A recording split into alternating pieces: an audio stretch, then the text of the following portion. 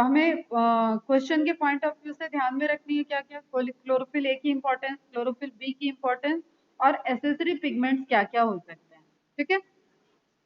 तो A is universal pigment which is found in all oxygen liberating photosynthetic organelles. Its color is blue green in chromatogram. जब हम chromatogram में इनके colour की study करते हैं तो bluish greenish appearance इसका दिखेगा. While B is accessory photosynthetic pigment, accessory, ठीक है, assistant है वो. In euglenoids, green algae and higher plants, its color is yellowish green in chromatogram. Chlorophyll a का फॉर्मूला क्वेश्चन है, पूछा जाता है, कुछ नहीं है बेटा, CHONMG. अभी हमने एलिमेंट न्यूट्रिशनल मिनरल्स एलिमेंट में पढ़ा होगा. Magnesium is important in the forming important role in the formation of chlorophyll molecule. Centre में मैग्नीशियम होती है, पोरफायरिन रिंग, ठीक है, फाइटोल टेल, तो वही वाला स्ट्रक्चर है. अब हमको CHONMG, mg के नीचे कुछ नहीं है, C ए और बी दोनों में 55 और 55 है, ठीक है. हाइड्रोजन कितना है 72 और 2 माइनस कर देंगे बी में कम कर देंगे हाइड्रोजन को 70, ठीक है. फिर O5 O6 हो जाएगा क्लोरोफिल बी में. तो C75 S72 C55 S72 O5 N4 और Mg, ये हो जाता है क्लोरोफिल ए का. क्लियर. ऑप्शन दिया रहेगा C55 तो आपको कॉमन रहेगा. अगर तुम सिर्फ और सिर्फ ऑक्सीजन और हाइड्रोजन को भी ध्यान में रखते हो कि 6 होता है बी में, 5 होता है क्लोरोफिल ए में, ठीक है. हाइड्रोजन ज्यादा होता है क्लोरोफिल ए में, हाइड्रोजन कम होता है क्लोरोफिल बी में, ऑक्सीजन ज्यादा होता है क्लोरोफिल बी में, ऑक्सीजन कम होता है क्लोरोफिल ए में. तो C55 S72 O5 N4 Mg, ठीक है. एन भी कॉमन है, सी भी कॉमन है, 72 और O5, ये इतना ध्यान में रखना है, ठीक है. तो पायरोल रिंग यहाँ पे प्रेजेंट है. CS3 मेथाइल ग्रुप होता है in second pyrrole ring chlorophyll a में, and CHO group in second pyrrole ring in तुम्हारा क्लोरोफिल बी में. फिर ये स्ट्रक्चर बताया हुआ है, पढ़े हो नोट्स में भी. ड्रॉ करने के लिए नहीं कहा था, बस देख लो, ऐसा ही कहा था, क्योंकि जब भी आएगा फॉर्मूला आएगा, आपको स्ट्रक्चर नहीं आएगा. क्लियर.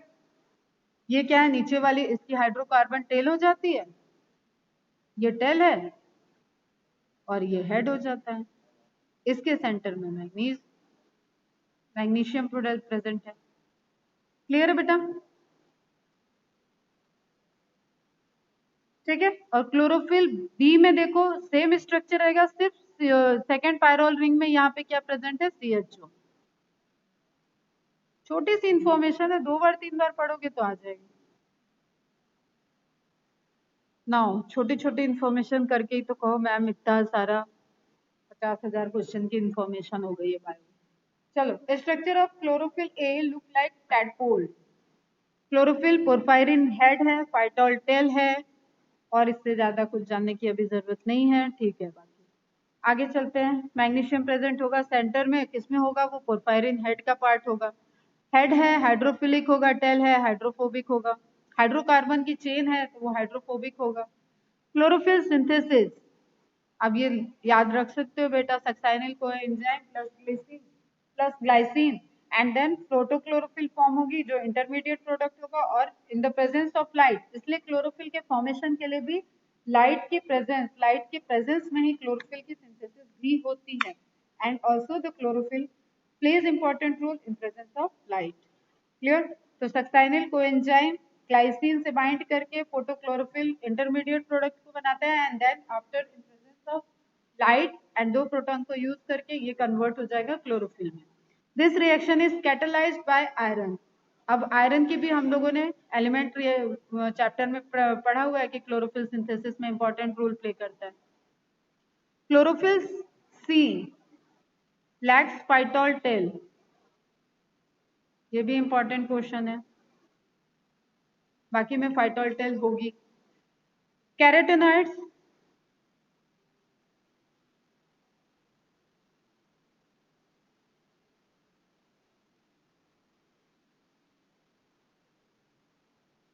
कैरोटेनॉइड्स क्या है बेटा, accessory, type of accessory pigment है, जो ऑल अदर जो कलर्स दिखते हैं वो सब कैरोटेनॉइड्स हैं. ठीक है, सेल चैप्टर में भी ये पढ़ा हुआ है।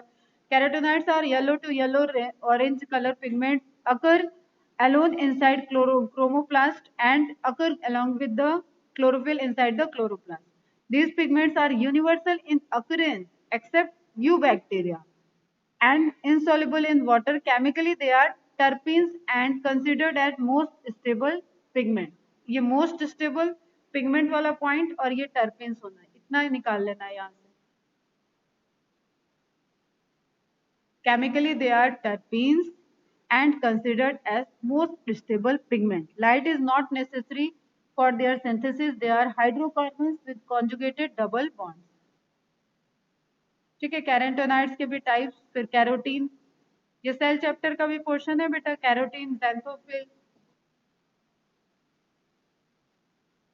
हम स्किप कर रहे हैं इसको, हम आते हैं सीधे फोटोसिंथेसिस पे.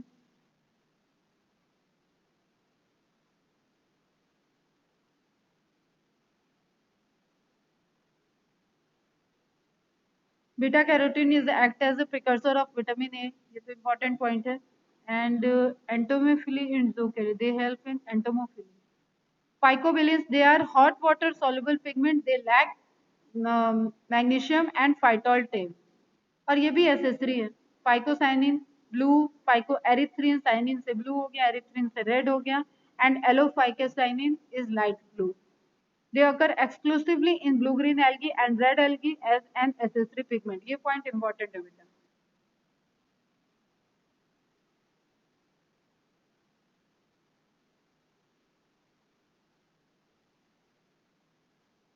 आगे देखते हैं. ये इंपॉर्टेंट पोर्शन है अपना एब्जॉर्प्शन एक्सपेक्ट्रा का से रिलेटेड, और हम लोगों ने इस पोर्शन के लिए भी अच्छे अच्छे स्पेक्ट्रम देखे थे रेगुलर क्लास में. ग्राफिकल प्रेजेंटेशन ऑफ ये एनसीईआरटी बेस्ड है, इसको तो आपको तैयार करके रखना है. Presentation of the absorption of different wavelength of light by a particular pigment. एक पर्टिकुलर पिगमेंट से जो लाइट का एब्जॉर्ब हो रहा है, तो किस अमाउंट में लाइट एब्जॉर्ब हो रही है, कौन से वेवलेंथ की लाइट एब्जॉर्ब हो रही है, ये सारी इंफॉर्मेशन आपको एब्जॉर्प्शन स्पेक्ट्रम से मिल जाती है. Graph A, first graph showing the ability of pigment to absorb light of different wavelength. Absorption spectrum. Chlorophyll A shows maximum absorption at blue light. It shows another absorption peak at the red light. अब chlorophyll A से related question confusing करेगा कि red light में maximum absorption chlorophyll a का होता है. It doesn't mean कि chlorophyll a का एब्जॉर्प्शन ब्लू लाइट में नहीं है. Chlorophyll A comparatively red light में लाइट में सबसे ज्यादा एब्जॉर्प्शन को शो करता है, लेकिन उसका खुद का एब्जॉर्प्शन कहाँ हाई है, वो ब्लू लाइट में है. ठीक है, तो क्वेश्चन सॉल्व करते वक्त ध्यान में रखोगे. Chlorophyll a shows maximum absorption at blue light. अब उसकी मैक्सिमम पीक किस एब्जॉर्प्शन पे मिल रही है. एक हमने जो एब्जॉर्प्शन स्पेक्ट्रा पढ़ाया था बेटा, उस टाइम हमने नीचे वेवलेंथ लिखा हुआ फिगर बताया था. ठीक है, यहाँ वेवलेंथ नहीं लिखा हुआ है, ये रेंज होता है 400 टू 500 वाला, ये ब्लू स्पेक्ट्रम वाला रेंज है. तो यहाँ पे आपको दिख रही है उसकी हाईएस्ट पीक. क्लियर है बच्चा? ठीक है, ए की पीक कहाँ है, दिस वन, ये वाली पीक है ए की, ये वाली. क्लियर है? ठीक है, तो एब्जॉर्प्शन पीक हमें देखना है, और क्वेश्चन ये तो ग्राफिकल क्वेश्चन है और ग्राफ एकदम क्लियर होना चाहिए. उसके बाद फ्लैटेंड दिख रहा है हमें, फिर हमें रेड वाले पोर्शन पे अगेन पीक दिख रही है. ग्राफ शोज द, हो गया. एक्शन स्पेक्ट्रम क्या हो गया, the graphic curve depicting the relative rates of photosynthesis at different wavelength of light is called action spectrum. बेटा देखो, एक हो गया लाइट को एब्जॉर्ब करना, कितनी इंटेंसिटी की लाइट एब्जॉर्ब हुई, कितनी लाइट एब्जॉर्ब हुई, क्या वेवलेंथ है, ये सब उसमें आ गया.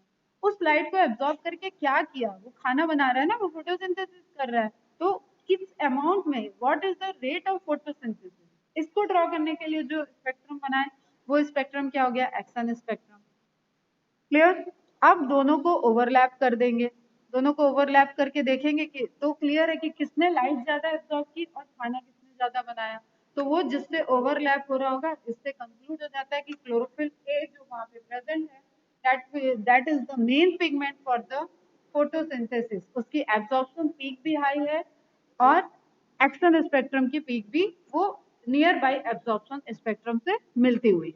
इज इट क्लियर बेटा? और कुछ बोलूं क्या इसमें? ठीक है, बाकी वेवलेंथ की चीजें ध्यान में रख, देखो यहाँ पे दिया हुआ है वेवलेंथ थर्ड वाले में, और मैंने जो दिखाया था उसमें कलर्ड, प्रॉपर कलर्ड ग्राफ थे। तो 400, 500, 600 एंड देन आपको 700 तक। तो रेंज हमने जो देखा पीआर का range that is 400 to 700। Clear है ये? नाउ एंगलमैन का एक्सपेरिमेंट भी इंपॉर्टेंट है, क्वेश्चन आता है यहाँ से भी। एंगलमैन का एक्सपेरिमेंट हमें ध्यान में रखना है। एंगलमैन ने प्रिज्म को यूज करके, और प्रिज्म की टेंडेंसी क्या होती है? Splitting of light. वो लाइट को विप्योर में स्प्लिट कर देता है, 7 रंगों में डिवाइड कर देता है। ये तुम लोगों ने देखा होगा।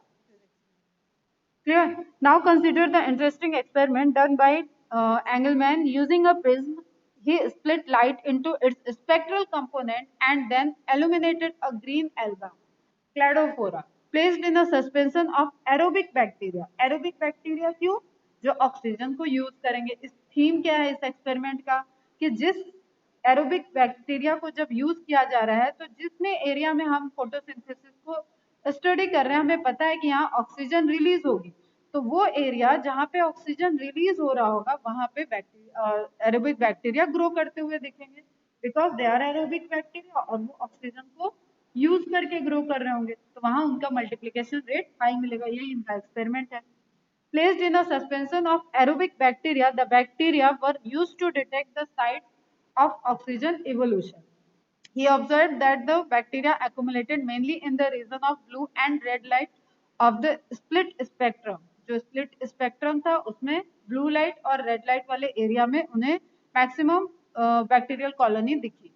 ठीक है, तो accumulation of bacteria होगा। A first action spectrum of photosynthesis was thus described, और सेम चीज हमें एक्शन स्पेक्ट्रम में भी मिल रहा था। It resembles roughly the absorption spectra of chlorophyll A and B. और नियर बाई अगर हम देखें दूसरा क्लोरोफिल मॉलिक्यूल कौन सा है, तो बी ही आएगा उसके near by. Main pigment chlorophyll हो गया, क्लोरोफिल में भी main pigment chlorophyll A and then chlorophyll B.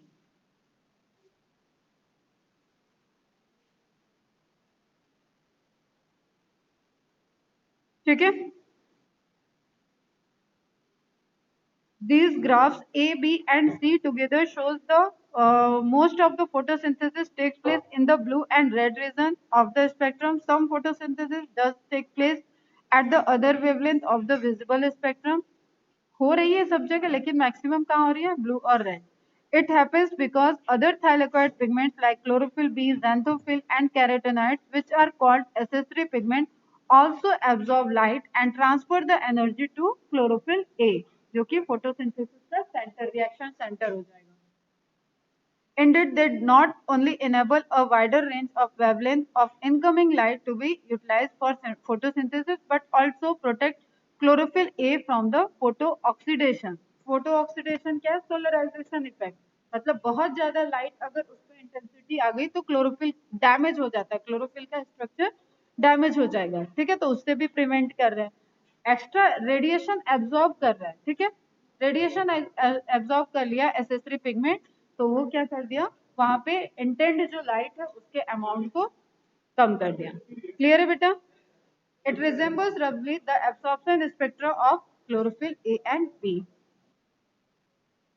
यहां तक सबको क्लियर? अभी तो अपन कहानी में ही चल रहा है। ठीक है, क्वेश्चन कहाँ कहाँ से हमें ध्यान में रखना है वो ध्यान रखो। देखो, एब्सॉर्प्शन स्पेक्ट्रा, एब्सॉर्प्शन वेवलेंथ, ठीक है, पिगमेंट के मॉलिक्यूल, एसेसरी पिगमेंट कौन कौन से हैं, उन पिगमेंट की इंपॉर्टेंट कंपोनेंट जैसे मैग्नीशियम, फेरस का क्या रोल है ये हमने देखा, आयरन का क्या रोल है ये देख लिया। ठीक है, उनका रिंग स्ट्रक्चर कैसा है, फॉर्मूला कैसे है, ये सारी चीज यहाँ से क्वेश्चन बनते हैं। क्लियर है? नाउ प्रोसेस की बात करें तो there is two reaction, two step process, मतलब मेजर टू स्टेप, इंटरनली नहीं। लाइट रिएक्शन हो रहा है एंड डार्क रिएक्शन हो रहा है। लाइट रिएक्शन की लोकेशन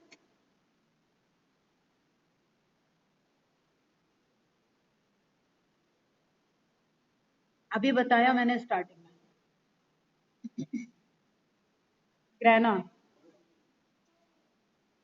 ग्रेना, ग्रेना की मेम्ब्रेन पे। क्लियर। ग्रेना के अंदर उसका भी अपना एक ल्यूमेन है, तो ग्रेना की भी मेम्ब्रेन पे, मोर एक्यूरेट चीज को ध्यान में रखो बेटा। लाइट रिएक्शन और the photochemical phase include light absorption, water splitting, oxygen release and formation of high energy chemical intermediate like ATP and NADP। अब इस एक लाइन में आपके 5-6 एमसीक्यूज हैं और ये इजी एमसीक्यूज होते हैं, तो इनको तो गलत नहीं होना चाहिए। फोटोसिंथेसिस और यही NADPH co dot H plus कर दोगे तो वो मोर एक्यूरेट हो जाएगा, या NADPH2 भी लिखा हो सकता है। Photosystems are required for this process। Photosystem जहाँ पे एब्जॉर्प्शन होगा और उसके बाद हाई एनर्जी इलेक्ट्रॉन रिलीज होंगे, उसके बाद एक्सेप्टर मॉलिक्यूल और उसको फिर आगे ट्रांसफर करेंगे, स्टोर करेंगे ना, ठीक है। वो chemical light energy chemical energy के फॉर्म में स्टोर होने जा रही है, आगे ट्रांसफर होने जा रही है। Emerson and Arnold worked on chlorella, again ध्यान में रखना, and gave concept of 2 photo system, कि वहां पे 2 फोटो सिस्टम चल रहे हैं, न कि एक फोटो सिस्टम है। अब इंपॉर्टेंट क्वेश्चन है ये बेटा, Emerson effect and red drop phenomena, ये भी क्लास में हम लोगों ने अच्छे से पढ़ा था। क्या कह रहा है ये?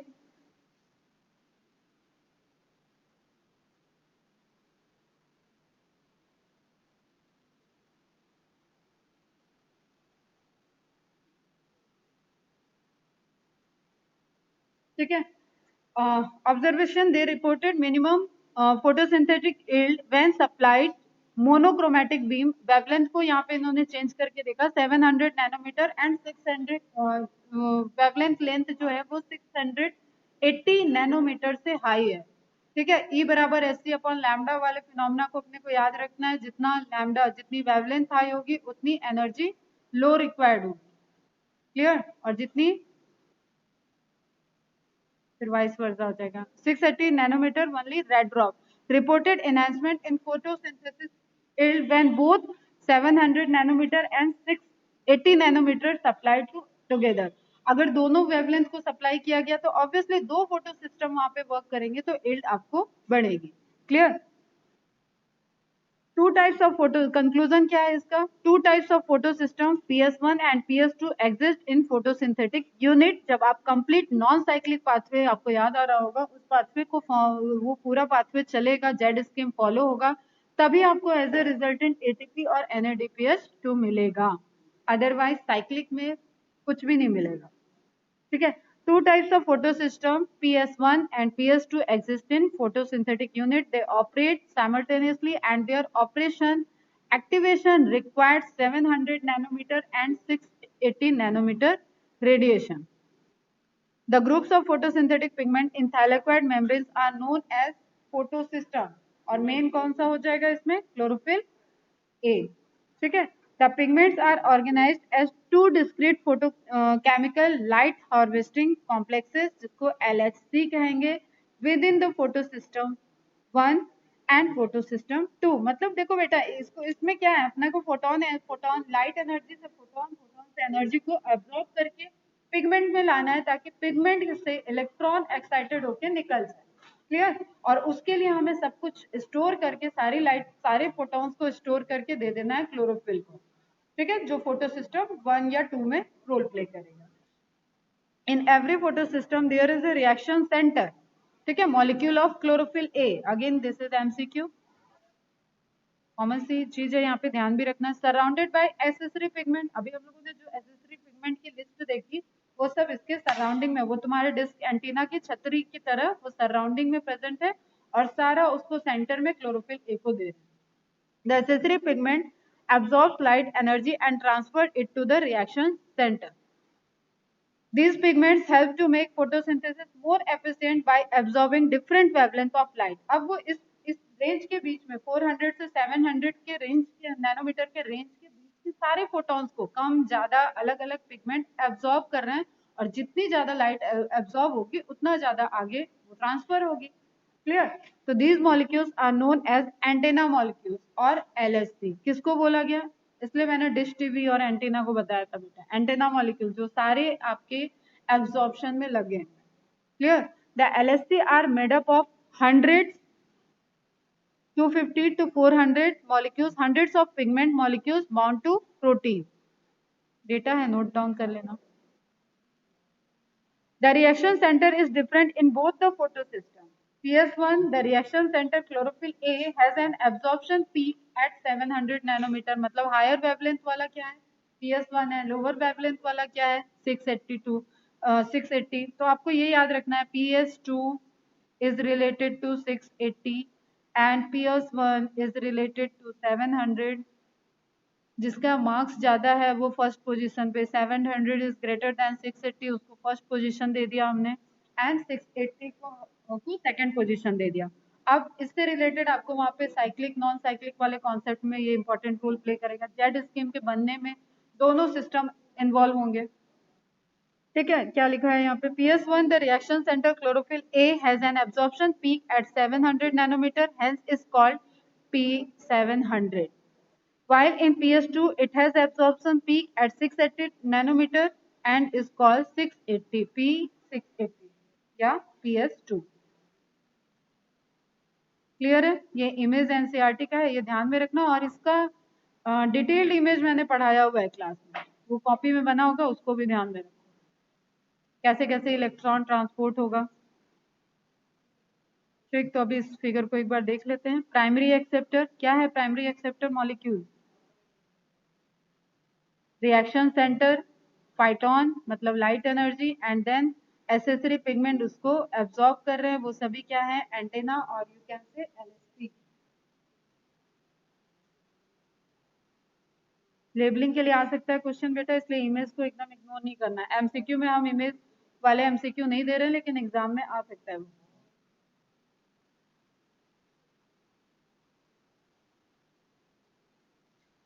These are named in the sequence of their discovery and not in the sequence in which they function during the light reaction. PS2 is located in the appraised region, धसा हुआ जो रीजन होता है, इसीलिए वो जेड स्कीम का formation करता है, ये भी बताया हुआ अच्छे से क्लास में बेटा।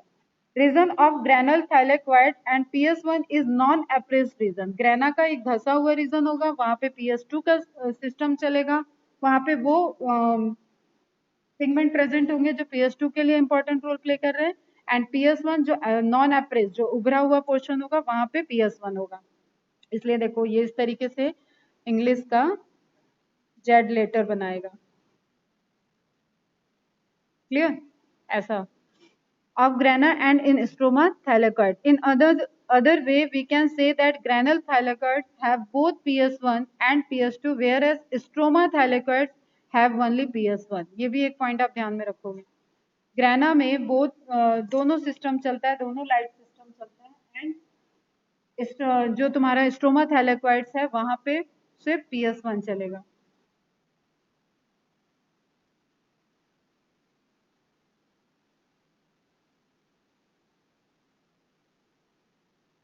ये स्ट्रक्चर दिया हुआ है, non appressed part, expose surface, appressed part दसा हुआ, वहां पे आपका क्या रहेगा? PS2। ठीक, ग्रेना जो थैलेक्वाइड वाली पोर्शन हो गई, और जो लैमेली वाला पोर्शन हो गया वो क्या हो गया? Stroma thylakoid.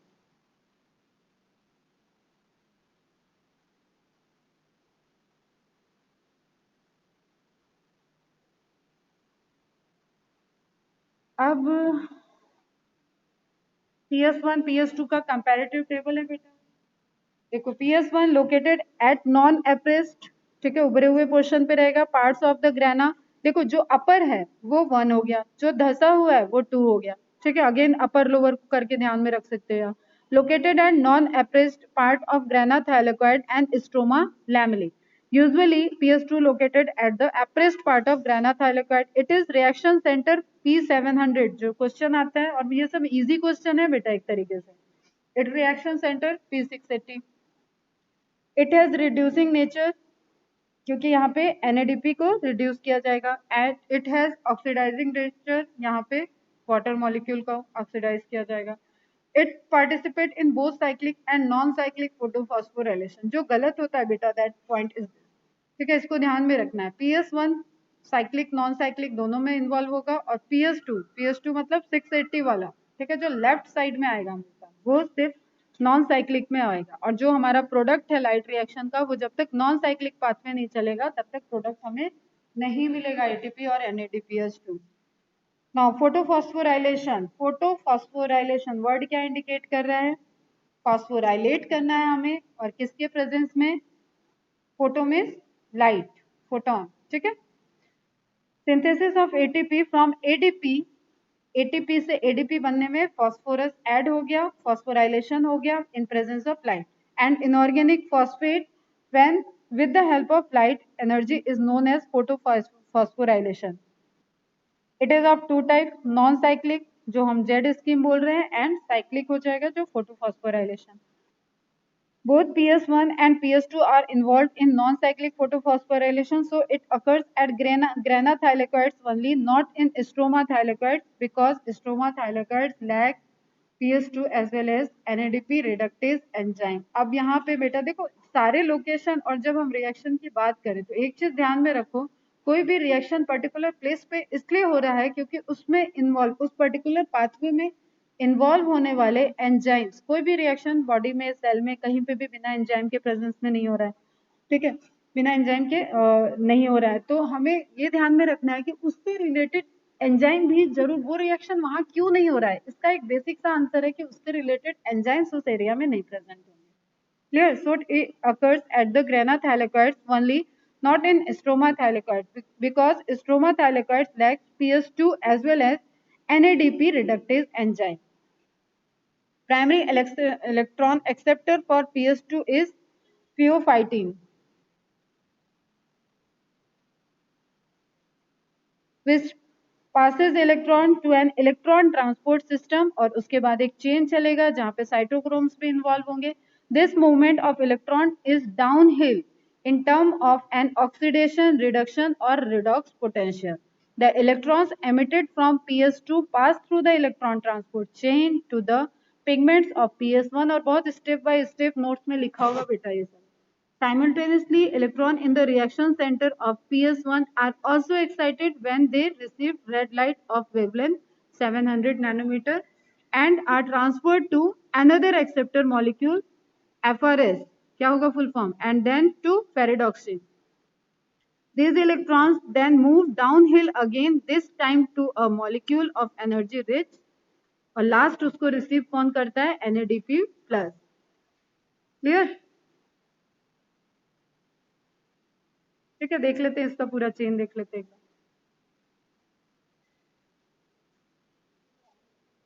ये केमी ऑस्मोटिक थ्योरी है, ये भी एनसीईआरटी का ही फिगर है।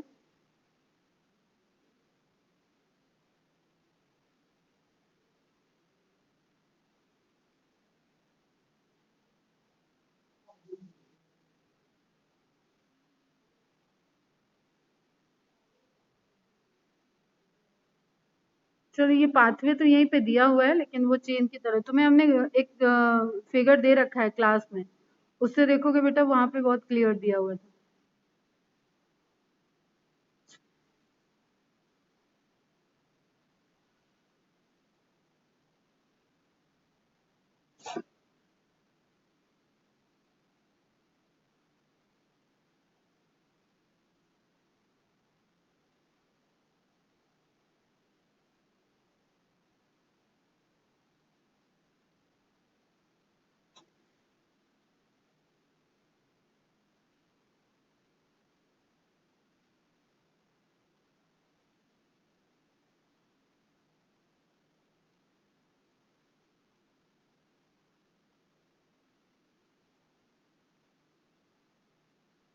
ठीक है बेटा, यहाँ पे देखो एनसीईआरटी वाला जो इमेज था उसको देखो पहले, एक ओवरव्यू जेड स्कीम को समझो।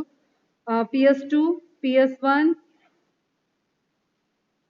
ये PS2 होगा, ये PS1 होगा, in presence of 680 nanometre and 700 nanometre दोनों सिस्टम एक्साइटेड हो जाएंगे, और उसके बाद वो लाइट को एब्जॉर्ब करके इलेक्ट्रॉन को एमिट करेंगे। जब इलेक्ट्रॉन अपनी ग्राउंड स्टेट से एनर्जी को एब्जॉर्ब करके एमिट हुआ है, तो अब कोई ना कोई उस इलेक्ट्रॉन को एक्सेप्ट करेगा, ठीक है। तो electron acceptor molecule should be there. तो देख रहे हैं दोनों LSC, दोनों फोटो सिस्टम से हमें इलेक्ट्रॉन एक्सेप्टर, और फिर इसके बीच में जो चेन ऑफ रिएक्शन चलते हैं, जो पूरा पाथवे चलता है, वो आप इस वाले इमेज में ये साइक्लिक दिया हुआ है, ठीक है। ये केमी ऑस्मोटिक से रिलेटेड कर दिया है। तो यहाँ पे आपको दिख रहा है जैसे चलो मैं उसमें इनसे बताती हूँ। ये PS2, ठीक है, एक्साइटेड हुआ क्योंकि इसको 680 नैनोमीटर चाहिए वेवलेंथ। एक्साइटेड हुआ, इसको रिसीव किया, फिर फाइटोकेनोन रिसीव किया, फिर अब यहाँ पे प्रोटॉन और इलेक्ट्रॉन की पूरी प्रॉपर चेन चलेगी और साइटोक्रोम तक आते हुए साइटोक्रोम की प्रॉपर्टी क्या होती है, ये सिर्फ इलेक्ट्रॉन को रिसीव करता है, प्रोटॉन को नहीं होगा। देखो माइनस चार्ज और प्लस चार्ज दोनों को बैलेंस करने के लिए जितना इलेक्ट्रॉन ट्रांसपोर्ट, जितना इलेक्ट्रॉन रिसीव हो रहा है उतने प्रोटॉन भी रिसीव होंगे, ठीक है। लेकिन साइटोक्रोम की क्या, साइटोक्रोम कॉम्प्लेक्स की क्या टेंडेंसी है कि वो प्रोटॉन को एक्सेप्ट नहीं करेगा, ठीक है। ये केमोस्मोटिक थ्योरी का भी पार्टिसिपेट करेगा वहां पे, फिर ये भी इंपॉर्टेंट पॉइंट है। तो इलेक्ट्रॉन एक्सेप्ट हुआ, फिर प्लास्टोकेनोन के बाद फाइटोसाइनिन को गया, फिर PS1 ने रिसीव किया इस इलेक्ट्रॉन को। अगर ये पहला इंसिडेंट लाइट से 700 नैनोमीटर से एक्साइटेड हुआ तो ये अपना इलेक्ट्रॉन रिलीज करेगा, अदरवाइज इसको PS2 से सप्लाई आएगी। और PS2 को फिर सप्लाई कौन देता है, वाटर की स्प्लिटिंग से जो इलेक्ट्रॉन रिलीज हुआ है वो सप्लाई देगा, ठीक है। थोड़ा सा ये साइक्लिक वे में है इसलिए कॉम्प्लेक्स दिख रहा है, ठीक है। इसका इमेज हम आज फिर ग्रुप में एक बार शेयर कर देंगे।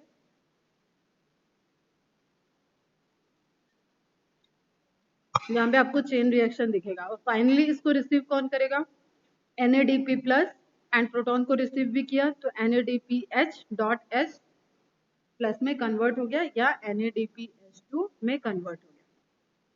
क्लियर। तो इस प्रोसेस में हमें दिख रहा है कि PS1 और PS2 दोनों ही इन्वॉल्व हुए, तो दैट इज नॉन साइक्लिक। और यही क्या हो गया, जेड स्कीम। तो जेड स्कीम नॉन साइक्लिक के लिए फिनोमेना, देखो जेड कहाँ बन रहा है, ये बन रहा है। क्लियर। ये एप्रेस्ड पोर्शन है, धसा हुआ पोर्शन है PS2 के ऊपर, एक्सपोज पोर्शन है PS1। कोई डाउट है यहाँ से?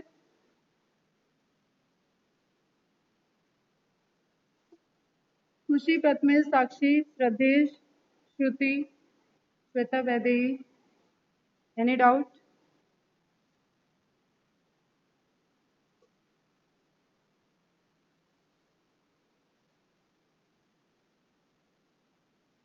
इसका इमेज है अभी तुम लोगों के सामने जो क्लास में इमेज दिया था।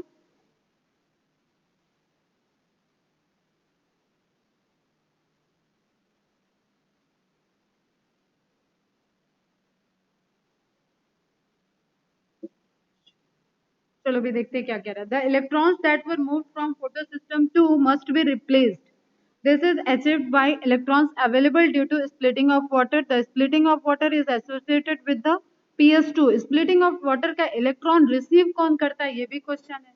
या नॉन साइक्लिक पाथवे जब चल रहा है, नॉन साइक्लिक प्रोसेस हो रहा है, तो फर्स्ट इलेक्ट्रॉन कौन देगा, ठीक है। तो यहाँ पे कंफ्यूजन आ जाता है कि वो तो फोटोन से आ रहा है, लाइट एनर्जी से आ रहा है, नहीं, एक्चुअली वो वाटर की स्प्लिटिंग से फर्स्ट इलेक्ट्रॉन चलेगा, ठीक है।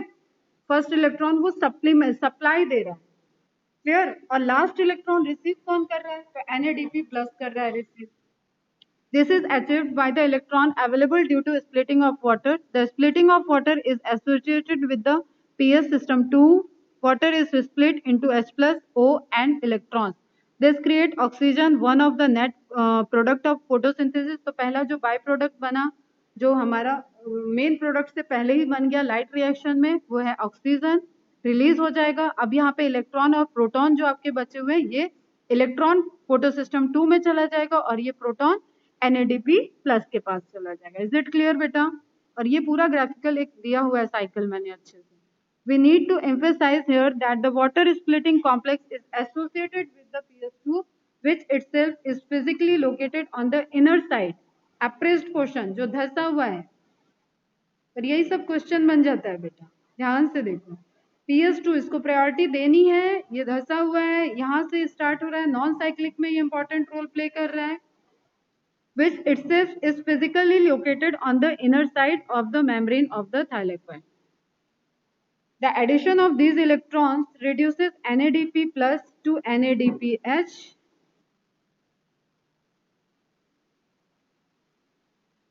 and protons from stroma। ये जो protons release हो रहे हैं At every step, oxidation reduction of electron carrier takes place and energy is released which is utilized in creation of proton gradient to form ATP और वो था केमी osmotic phenomena जो कि आपकी माइटोकॉन्ड्रिया में भी चलती है और क्लोरोप्लास्ट में भी चलती है। ठीक है, प्रोटॉन ग्रेडियंट जनरेट होना और उसके बाद एटीपेज चैनल से रिलीज होना। ठीक है, टग ऑफ वॉर वाला जो एग्जांपल बताया था और उससे फिर एनर्जी का formation. This whole scheme of transfer of electron starting from the PS2 uphill to the acceptor down the electron transport chain to PS1, excitation of electron transfer to another acceptor and finally downhill to NADP plus is called the Z scheme due to its characteristic shape. ये आपके subjective answer करने के लिए भी ये paragraph बहुत important है, तो as it is note down कर सकते हो और पहले के भी नोट्स होंगे वैसे। This Z shape is formed when all the carriers are placed in a sequence on a redox potential scale. ऐसा हमें कोई दिख तो नहीं रहा है, तो ऐसे हम देख तो सकते नहीं है ना कि कौन सा रिएक्शन किसके बाद हो रहा है, तो इसको पूरा एक्सपेरिमेंटली रिडॉक्स पोटेंशियल स्केल के थ्रू जब हम देखते हैं, एनालिसिस करते हैं क्या चेंजेस हो रहे हैं उसके पोटेंशियल में, तब ये स्कीम एक जनरेट होती है। नाउ क्वांटम रिक्वायरमेंट क्या कह रहे हैं? The number of light quanta or photons required for the evolution of 1 mole of oxygen in photosynthesis. Immersion calculated the quantum element, one molecule of oxygen को synthesize करने के लिए 1 quantum required is 8, तभी हो जाता है ये convert होके 12.5% को।